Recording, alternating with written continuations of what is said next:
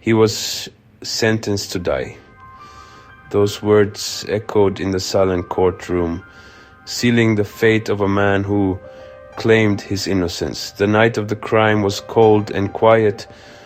When the sun rose the next morning, it revealed a scene of horror. The crime was brutal. It shocked the community to its core. A life was taken. People demanded justice. They wanted someone to pay for the terrible act that had stolen a member of their town. The police were under immense pressure to find the culprit and close the case. In their haste, they focused on one man. The evidence seemed to point directly at him. Eyewitnesses identified him. He insisted he was innocent. He told them where he had been that night, that he was at home alone. He had no alibi. The arrest came suddenly. For the public, the case was closed. Justice was on its way. The courtroom was packed on the first day of the trial. The prosecutor stood before the jury, radiating confidence. He painted a picture of a cold-blooded killer. Then, he pointed a finger directly at the man. "That killer," he declared, "is sitting right there." The defense, meanwhile, struggled to mount a credible response. The man's public defender was overworked and under-resourced. When the man took the stand, he was visibly nervous. The prosecutor twisted his words, making his nervousness look like guilt. It did not take long. After only a few hours, the jury sent word that they had reached a verdict. On the charge of murder in the first degree, we, the jury, find the defendant guilty. The sentencing phase was swift. The judge read the sentence in a somber tone. He sentenced the man to death by lethal injection. The gavel fell, and it was over. For 20 long years, he lived under the shadow of a death sentence. Each day was a countdown. 20 years is a lifetime. Each night was filled with the heavy weight of a future he might never see. The world outside moved on, but his life was frozen in time. The hope that had once burned brightly began to fade into a dim flicker. His story was almost over. Another tragic tale of a life lost to the system. The case against him looked solid, built on eyewitness testimony and forensic science. But human memory is not a video recording. It is fragile, malleable, and highly susceptible to suggestion. The forensic evidence was just as deceptive.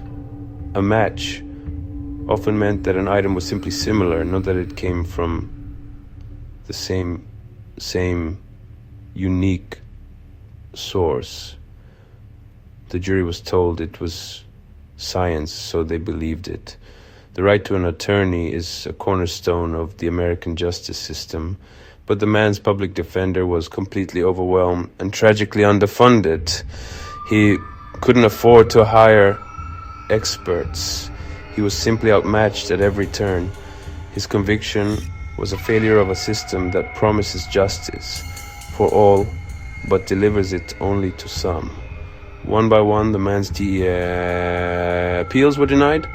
Each denial was another closed door, another brick in the wall, separating him from freedom. He was trapped in a system that was more concerned with finality and procedure than with truth.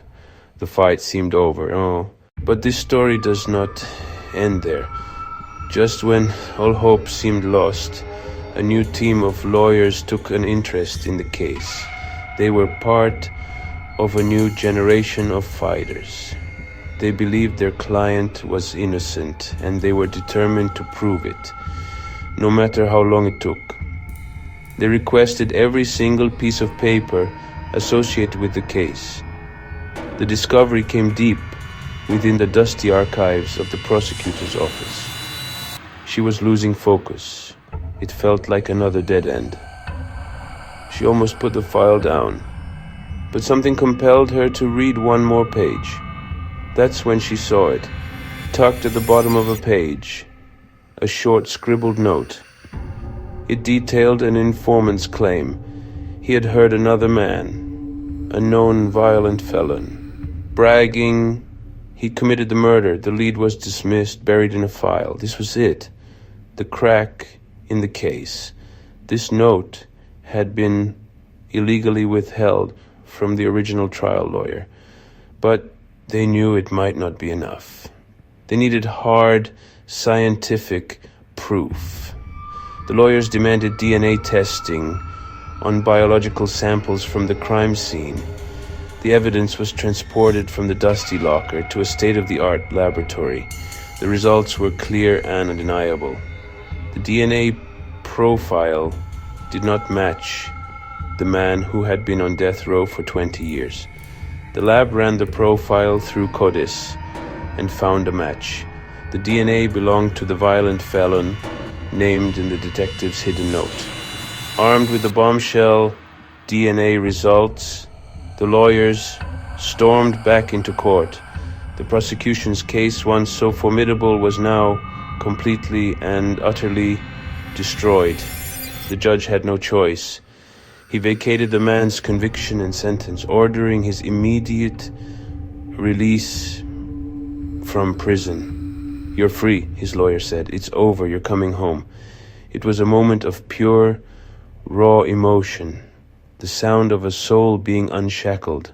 The day of his release was bright and sunny, a stark contrast to the darkness he had lived in for so long. For the first time in 20 years, he was standing on free ground. The feeling was overwhelming: joy, disbelief, and a profound, aching sadness for all that he had lost.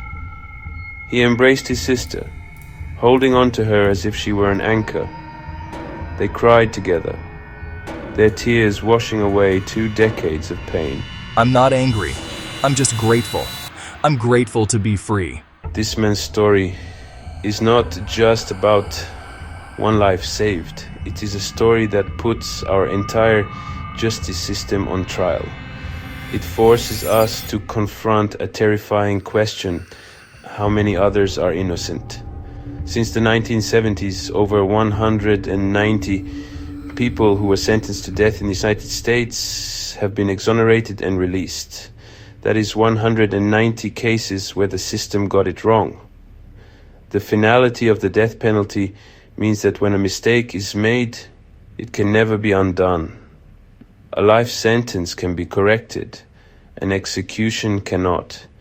His survival was a miracle of chance and dedication, not a feature of the system itself. This is a truth we can no longer afford to ignore. It is about the kind of society we want to be.